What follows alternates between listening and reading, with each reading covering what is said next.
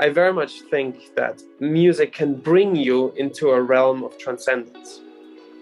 And I think the more mindful you play music, the more you use mindfulness as a musician, the higher you can bring people, because the more you can give yourself, the more you can let go of your own thoughts and your own ego and your own stuff, the more you can just become a vessel to allow music to express itself through you.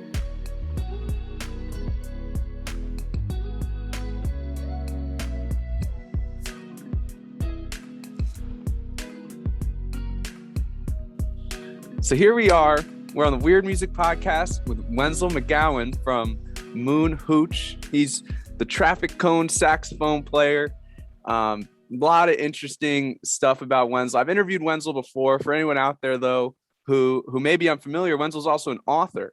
He's got 2 awesome books out, Sequence of Latent Truths and The End of Fear. Mm-hmm. And to start this off, I want to talk about the Sequence of Latent Truths first. So that's an explanation of like a mystical experience through the lens of Western science. Is this correct? Mm-hmm. Yeah, they're both kind of related, those books, because I started writing about 8 years ago.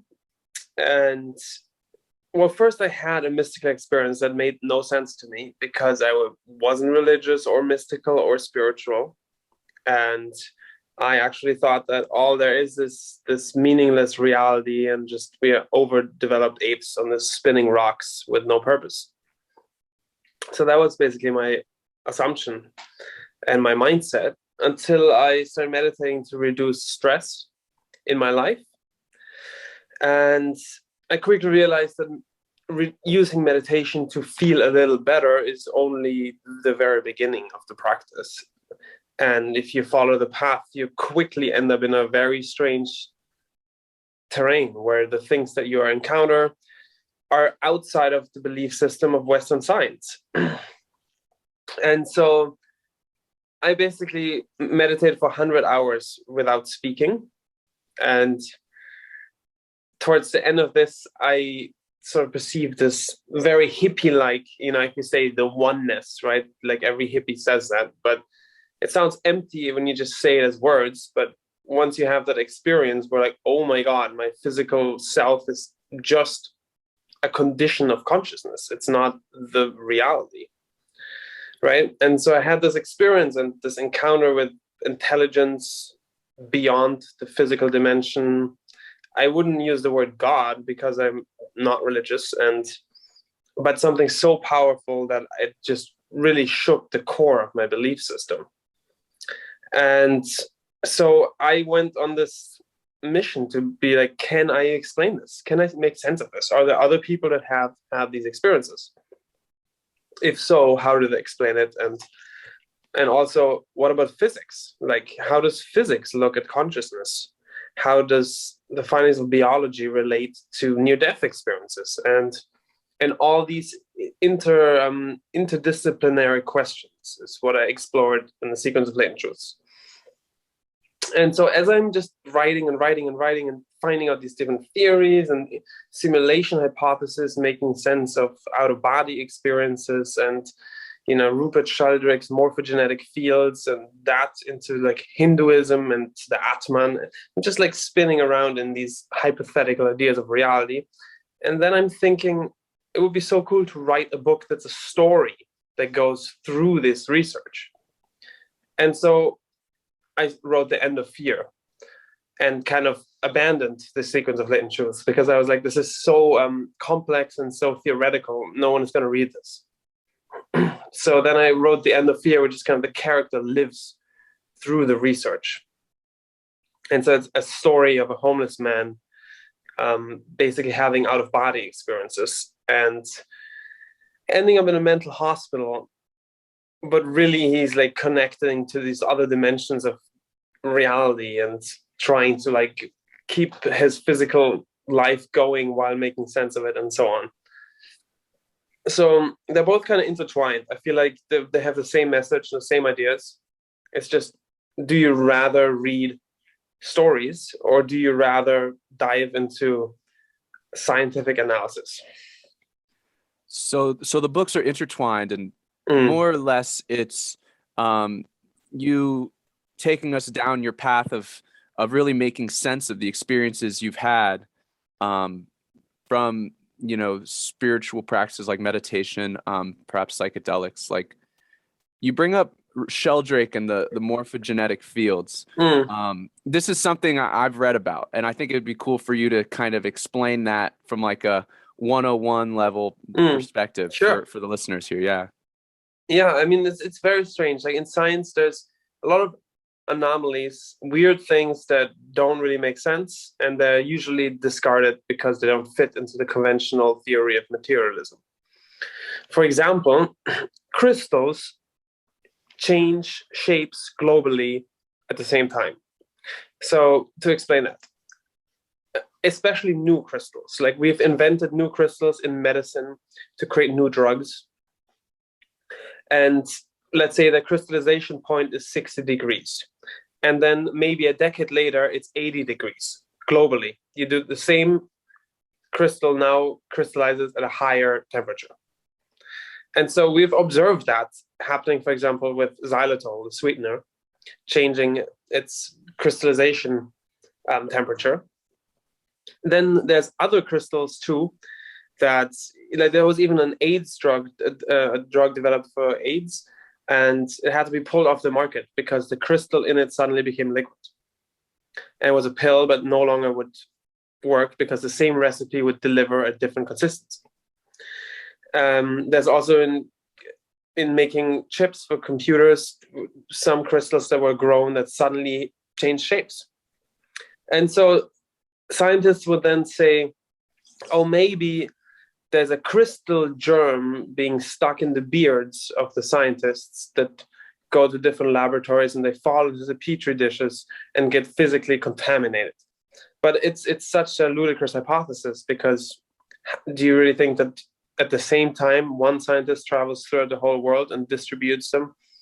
So we find something similarly strange in entanglement, right? Particles being entangled, that suddenly one spin of one particle is always the opposite of the other, even if that particle is on one side of the world and the other one on the other.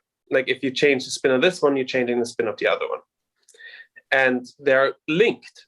So there's this entanglement between... beyond time and space, right? There's an entanglement that doesn't seem to make any sense, that there's data traveling from one side of the world to the other, because also they're intertwined and reactions are quicker than the speed of light. So Rupert Sheldrake says that maybe we're talking about an information field that extends beyond physical reality, that links all organisms and structures, and there's a data sharing happening. So when, for example, a crystal changes its crystallization temperature, it's through that cloud, so to speak, of information that is just responsible for the organization of that particular crystal. And so he then goes on with that hypothesis and sees it also in biology, in morphogenesis, how organisms take on shape. We don't really know how organisms take on shape. DNA is mostly just the building structure of the proteins that are needed for the organism. But why a hand looks different than a foot is kind of strange, because a hand has the same DNA as the foot. And so he thinks that the shape of organisms is guided through a morphogenetic field. And that is like a non-physical information field that is entangled with the physical appearance of an organism. And he then even goes on to experiments that show group behaviors of animals that suddenly changes globally. One group of animals figures out a behavior, and all that animals of the same species adopt that behavior without being in contact with that group. So that he then says that perhaps there's also like a group mind, a behavioral field that sort of is entangled with the species of that particular organism. So it's like with entanglement there, and you mentioned earlier anomaly. So it's like there could be a group of us humans in South America who may have some sort of innovation with their lives, something they're doing, and all of a sudden in Canada, similar group of people could have the same revelation, Right. and that anomaly of that coincidence is so that's something called morphogenesis, basically. No, he says a morphogenetic field, but when it applies to behavior, he calls it behavioral field. But the idea is basically that there's a non-physical data sharing happening. There's a not, and by data sharing, that's like we're all connected to this vast intelligence. Exactly. Yeah. That transmits information, and that actually does happen. That what you just said. You know, for example, in science, that often happens at the exact same time in different locations of the planet. The same things are being invented. Like there's often this fight of patent where it's like, I invented this first. No, I invented it first, but it was exactly the same time, and they had no correlation with each other. Wow. And so ideas do come in that fashion, where they just kind of come at the same time on multiple levels. Would you say this is also at play if, like, you think of your cousin, and then all of a sudden your cousin like calls you the second you think of them? Yeah. Is this the kind of the science behind that? Yeah, it's exactly that. He actually wrote also a book called Dogs Who Know When Their Owners Are Coming Home. That's really the title of the book. And the whole book is just, he investigated the phenomenon, because so many people say, oh, whenever I come home, the dog is at the door. And, you know, we assume it's because they hear our footsteps or they recognize the sound of our car. But he said, is that really the case? So he set up all the experiments where he had owners leave the house, go to a restaurant several miles away, and then he would randomly call them a taxi and pick them up and drive them home at random times. And then he would have a camera watching the dog. And the weird thing is that exactly when the owner is getting the call that the taxi is picking them up, that's when the dog goes to the door. And so he has literally a graph of the dog. How likely is it that the dog is going to be at the door? As soon as the call happens, the likelihood of the dog going to the door is extremely high. That means it's not 100%, but like 80% of the time, the dog picks it up and goes to the door. So it's almost like psychic energy is a scientific phenomena that we don't fully understand, but it's really our connection to this shared intelligence that's called what again? I mean, there's many names. Like some people call it the noosphere. In Hinduism, it's called Atman, right? The mind that supersedes everything. Ruber calls it morphogenetic or behavioral fields. Tom Campbell calls it the larger consciousness system. Some people would just straight out say God, but I mean, it ventures quickly in a territory that scientists are very uncomfortable in. That's why it's something that's not often talked about in science, because scientists love to be able to explain things. Mm-hmm. And this phenomena is just really, it makes people scratch their heads. You know, it's like very uncomfortable for a scientist to be like, oh, this is maybe not what we think it is. And maybe there is something completely different at play. Most of science, I would say 99%, is functions on one hypothesis. And this hypothesis is so deeply ingrained in science that not many scientists even realize that is the core assumption.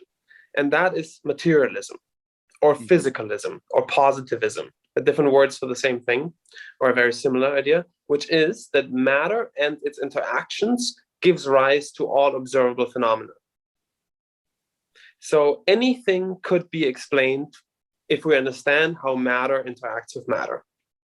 So basically, the whole world is, so to speak, a pool game where one ball hits another and that one hits another, and it's all predictable in a linear fashion, right?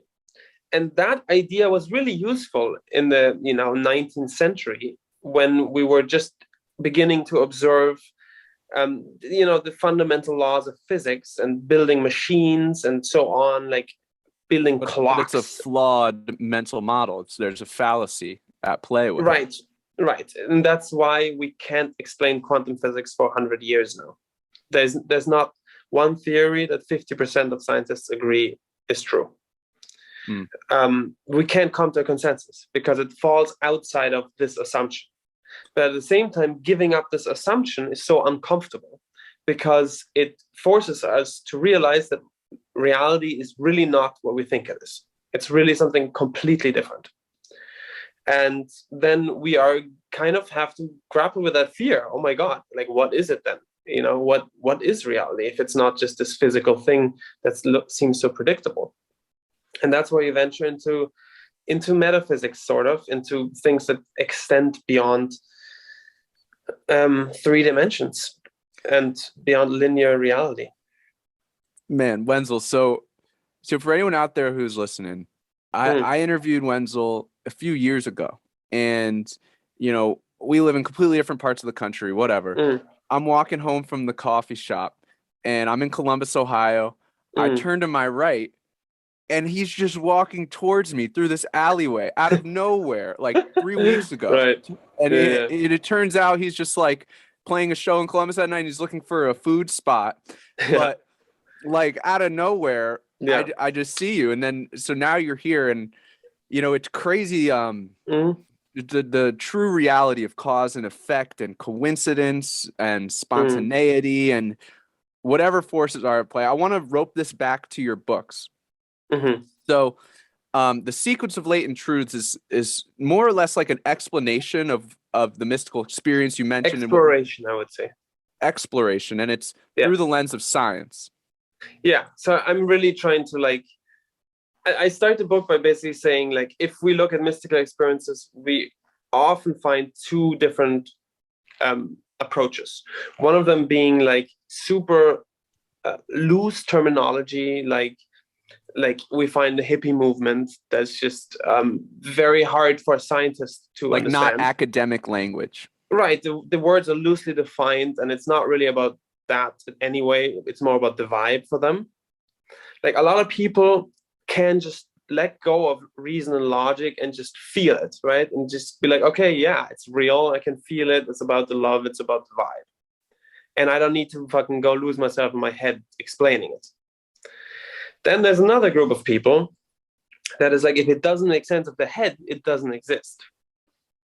So they just say, okay, well, these guys they're just lost, right? This is just all nonsense terminology. I can't make sense of it. Therefore, I can't deal with mystical experiences. And those people end up feeling often very alone and very disconnected because it doesn't make sense to them. They can't just access a mystical reality without the head being like, what is it? How does it make sense? How does it relate to all the scientific evidence that we have gathered over the last century? So I'm basically trying to see both those sides and be like, it could be something, a third thing. It can be understood with hard logic. And there is also something about surrendering and letting all logic go and experiencing it directly. And so I'm trying to do that in the book. That first, I'm trying to go from the angle of logic.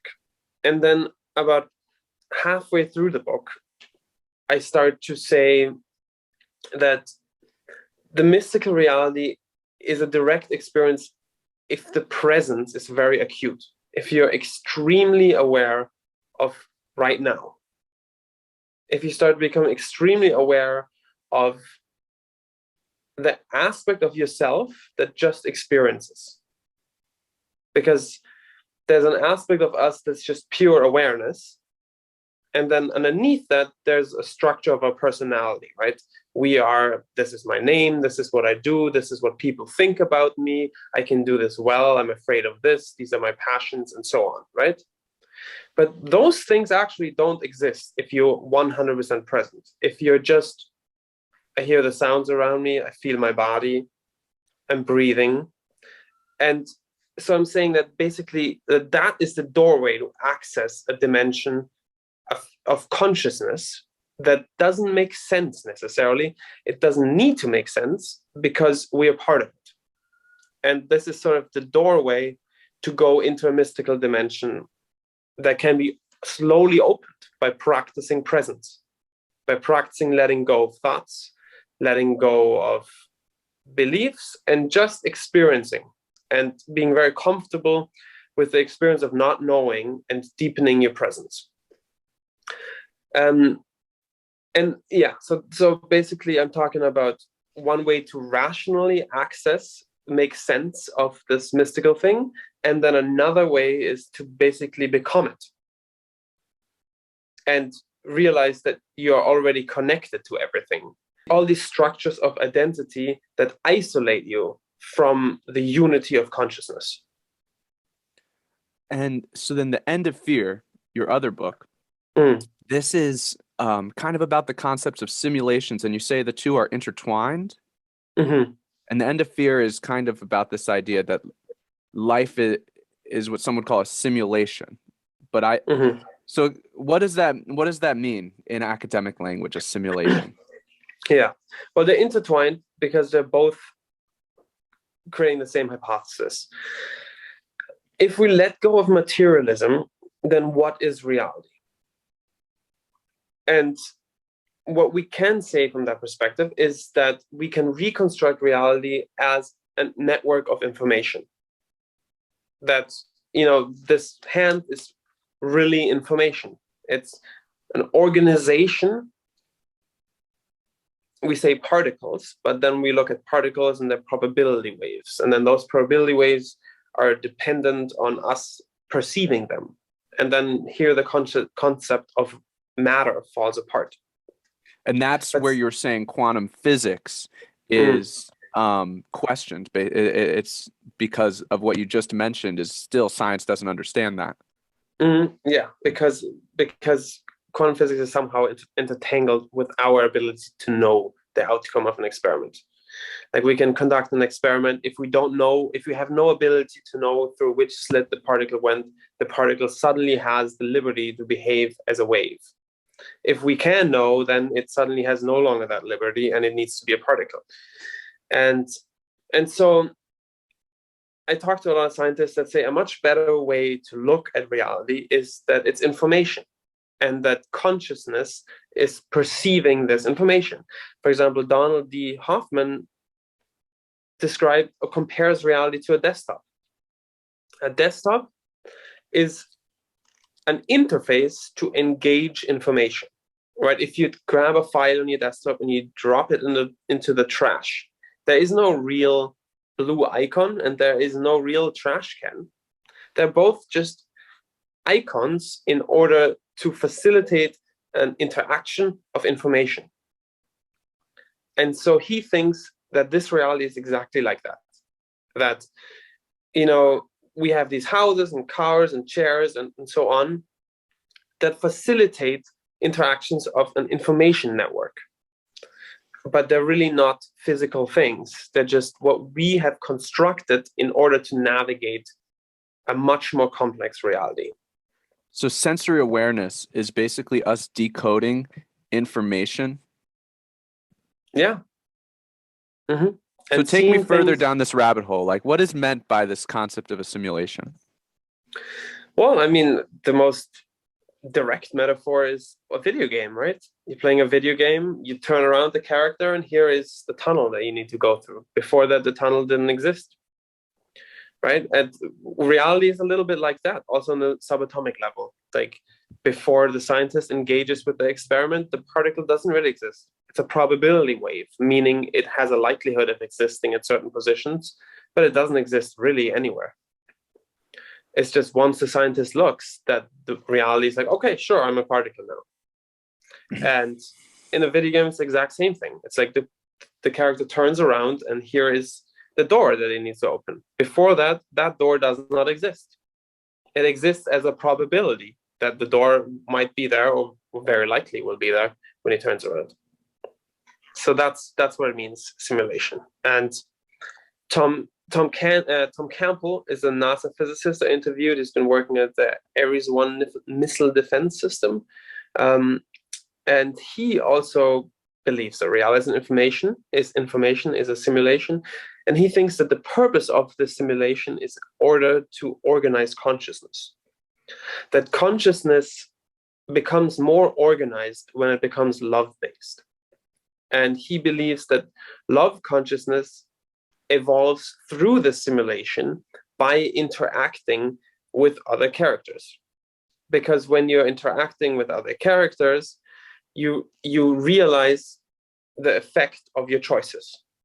And the effect of fear-based choices or aggression-based choices, he says fear consciousness is basically all consciousness that wants to override the will of another. Because like a gazelle running away from a lion wants to outperform the lion while the lion chasing it. It's a network of organization based on overriding the will of another.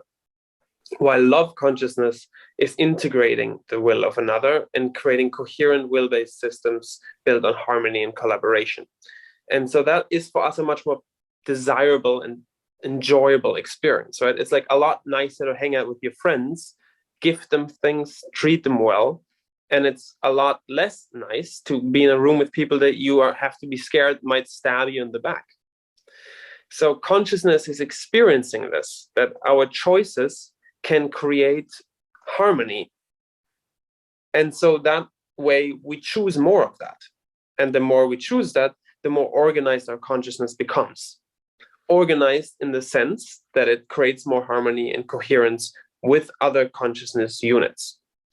And so he thinks that that is the goal of the simulation, is to basically have these characters make choices in order to develop more love. And so this is very closely relates to what I experienced in my mystical experience, where sort of love is this omnipotent truth towards which I was supposed to be growing. And in that experience, I also experienced it already existing in its purity, in its complete unity and perfection. And only in this reality, it is still not entirely manifested because it's a young reality. It's like we're not far away from apes that, were killing each other and whatnot, wars and all that stuff. That's very far away from love. So humanity in this reality has a long way to go to become love. But, this is basically the idea that we're growing towards that. And yeah.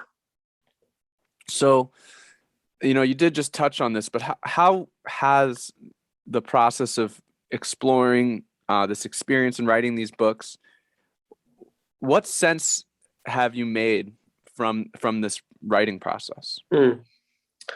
Well, it really has just made me want to become a better person, honestly. Like, there's been many phases of writing it and experiencing it, but the longer I'm with this, the more I just want to become love and want to be of service. Basically, like, how can I help this planet become more harmonious? How can I help people feel better? Because when people feel better, they treat each other better. And when they treat each other better, they treat the planet better. And if they treat the planet better, humanity can sustain, it can keep evolving. If we choose fear and anger all the time, we go downwards and we're going to destroy the planet.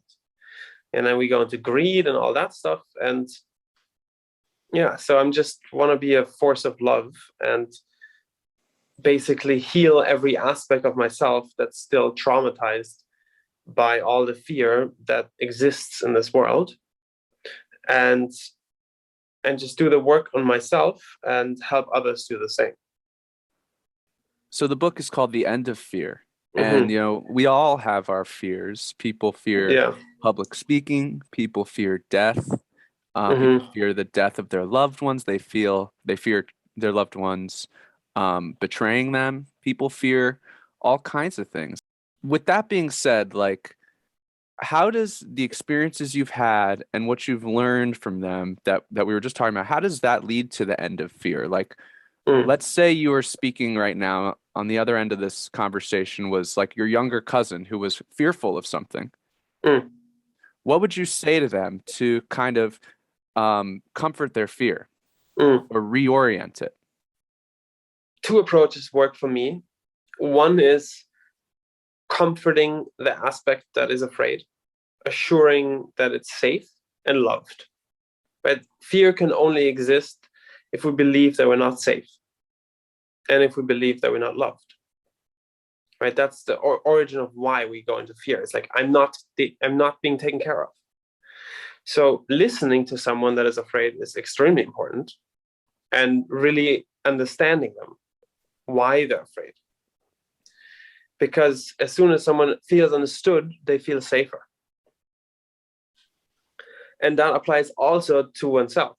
Like, if I'm afraid of something, it's, the very masculine thing would be like, oh, don't be stupid, don't be, immature, don't be vulnerable, be hard, be strong, right? But that doesn't actually work, because you're just pushing that little afraid baby inside of yourself into the corner and shutting the door.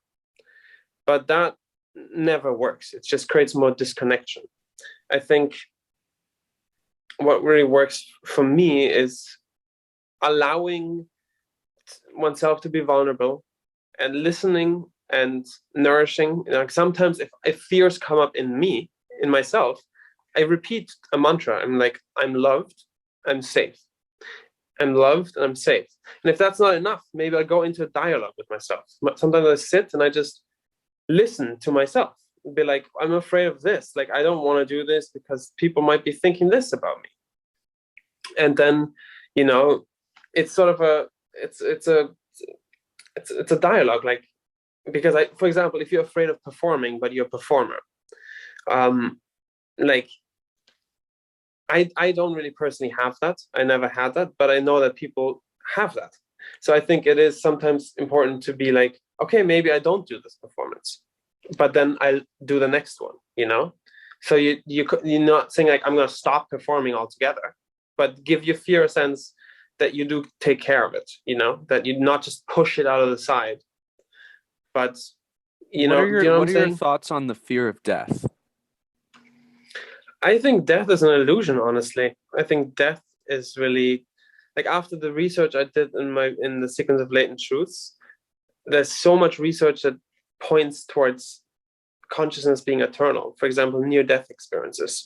And there's thousands and thousands and thousands of case studies of people having almost the same experience, going to this white light where they feel completely safe, loved, where they receive suddenly all the knowledge of the universe, where this illusion of separation breaks down, and they realize that they're all one with everything.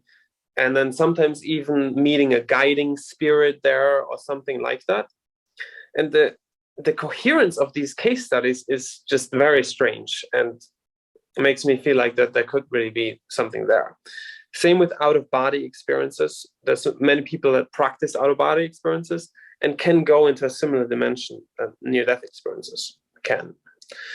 And I myself had experiences during meditations where I met up with intelligent entities that were basically like, yeah, you're human now, but after this, you can incarnate into that realm, or you can live non-physical, and like all these different options of how my consciousness could express itself after the physical death of my body. I want to discuss how you feel mindfulness and spirituality like play a role in your life as a musician. So my first question, do you feel like music is an inherently spiritual thing? And like, if so, how? I think music is a language beyond reason and logic. Like learning music, yeah, maybe you use logic in order to understand how to play arpeggios and how to do triads and scale and so on. But the expression of music, playing music, it's not about theory or harmony or the knowledge of music, but it's more about speaking a language that is felt. And I think it can be an invitation for everyone to go together into an experienced catharsis, into an experience of connection. And I very much think that music can bring you into a realm of transcendence.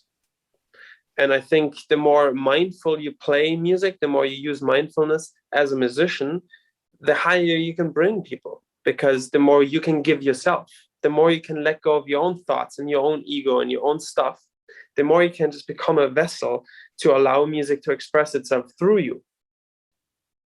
So how would you describe some of those peak moments of that musical transcendence? Like, what does that feel like? Honestly, it feels sometimes like having sex with a goddess. Just, like totally melting into bliss and passion, but also like in deep surrender to a goddess or something like totally out of this world. I mean, those are the deepest experiences I had playing music. I mean, Moon Hooch, we go into like totally crazy realms while we're playing. Like once we're playing this desert festival in Arizona. No, that was Nevada.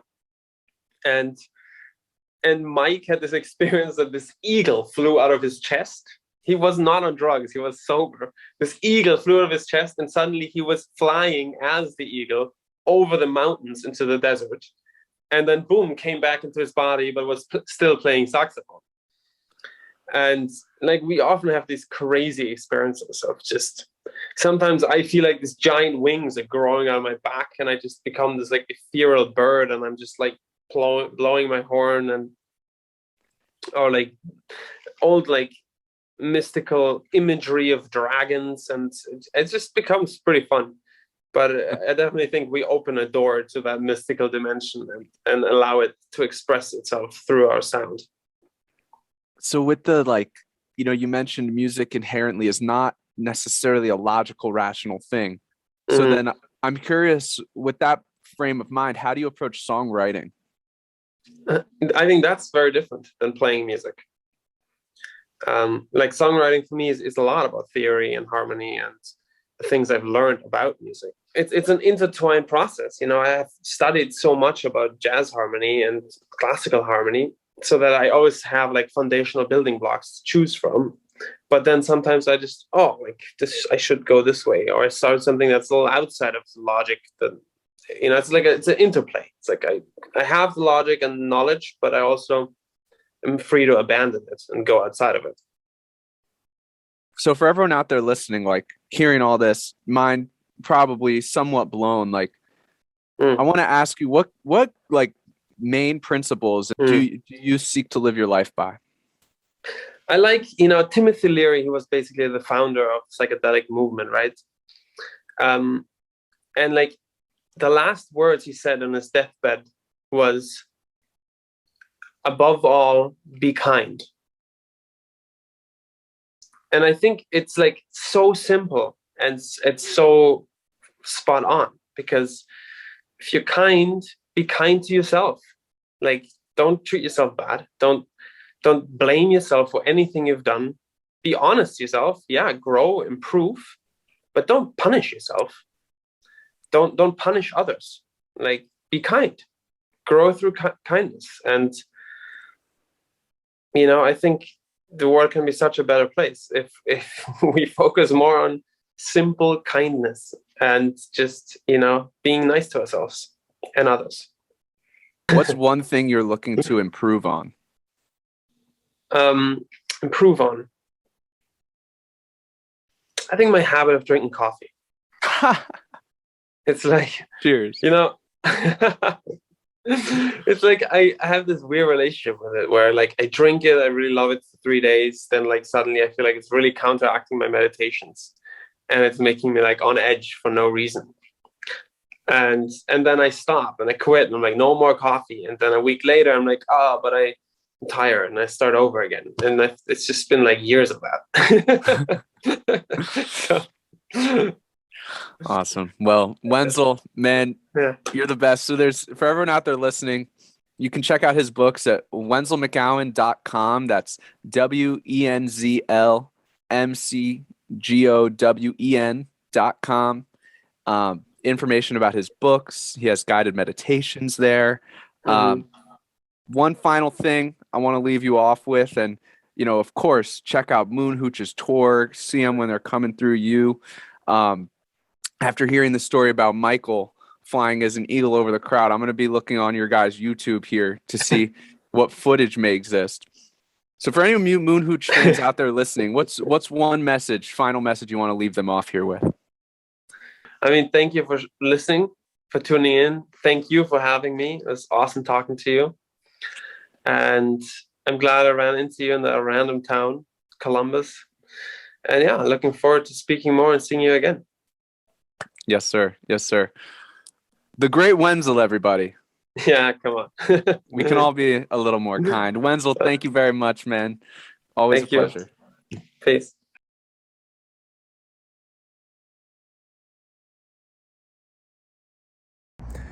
If you made it this far, thank you for listening, and a big thank you to our sponsors, Hemp Relief CBD, SEM Tickets, Devil Wind Brewing, and Artillery Productions. We got links in the description below. Go check out all the awesome stuff they've got going on, and yeah, much love, everyone.